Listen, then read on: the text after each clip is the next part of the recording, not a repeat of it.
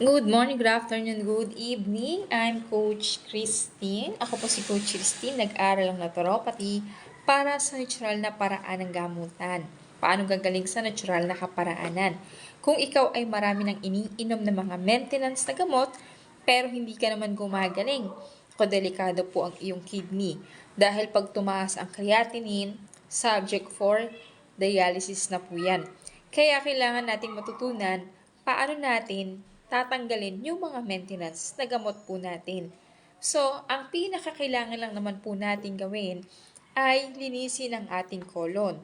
Dahil ang colon po natin ang pinakamaruming parte ng ating katawan. At kapag po hindi tayo araw-araw dumudumi, dumadami yung bakterya sa ating colon. At kapag dumami ang bakterya sa colon, yan po ay humihina na ang ating immune system. Pag humina ang immune system, magkakaroon tayo ng iba't ibang uri ng karamdaman. At mararamdaman mo na yung stress. Bakit? Dahil pag maraming bakterya ang colon, hindi niya na po kayang mag-produce ng happy hormones o serotonin. Yung serotonin po natin, napoproduce po yan kapag healthy po ang iyong colon. Kaya, kailangan po natin nitong barley with prebiotic and postbiotic. Dahil ito pong prebiotic at postbiotic ay good bacteria. Kaya pag uminom ka po nito, papasukan ka ng good bacteria. Pag pumasok ang good bacteria, doon na po mag-create ng happy hormones. Kaya mawawala ang iyong stress. At the same time, mawawala din yung mga bakterya. Dahil yung barley po natin, kukut-kutin niya yung mga tumigas na po dyan. Parang sa ngipin po natin, diba nagtututbrush po tayo araw-araw, kinikis-kis po natin yan, pero may mga plaque pa rin.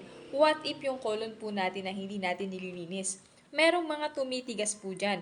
Kaya pag natakpan yung lining ng colon, hindi na po na-absorb yung nutrition na pinapasok natin sa ating katawan.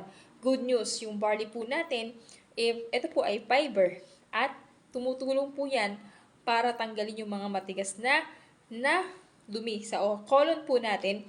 At meron siyang prebiotic, postbiotic, kaya kakaiba po itong barley na wala ka pong mabibili na ganito na pinagsama na po sa isang barley yung kailangan ng ating colon. Okay? So, inumin lang natin to once sachet, 2 times a day kapag hindi malala ang sakit. Pero pag malala na, maganda 3 times a day.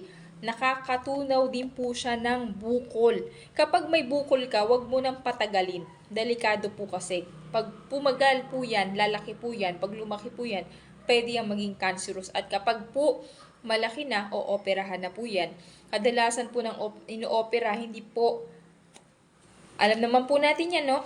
Hindi po talaga nabubuhay. Kaya wag nating patagalin na kailangan na po nating mag-detoxify para yung ating colon ay mag-produce ng happy hormones. Okay, at ito po yung ating Primubus, nakakatulong po to para dun sa mataas ang uric acid.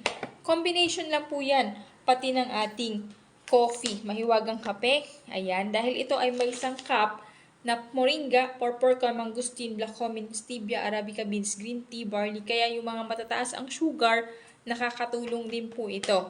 At yung mga mataas ang uric acid, yung mga hindi na tinatayuan ng manoy. Yan, may electral dysfunction. Napakaganda po. Mas maganda 30 days kang uminom nito para talaga maitulong yung mga nutrients. As ito po yung nakakapatayo, yung horny goat wet. Ayan. So, sa mga gustong sumailalim sa ating 30 days program or 90 days detox program, may kasama po yung guidelines. Kaya, nandoon nakapaloob yung mga dapat kainin at yung mga bawal kainin. Kasi kahit anong inom mo ng supplement, kung hindi tama ang combination at hindi tama ang dosage at walang guidelines na kasama, hindi ka po talaga gagaling. Kailangan po yan ng guidelines. At tinuturuan ko rin yung healing energy. Kasi yan, pinag-aralan ko rin po yan. No? nasa energy din po natin yung mga sakit na nararamdaman po natin. So, thank you and God bless. Subscribe my YouTube channel, Lingap Kalusugan Wellness.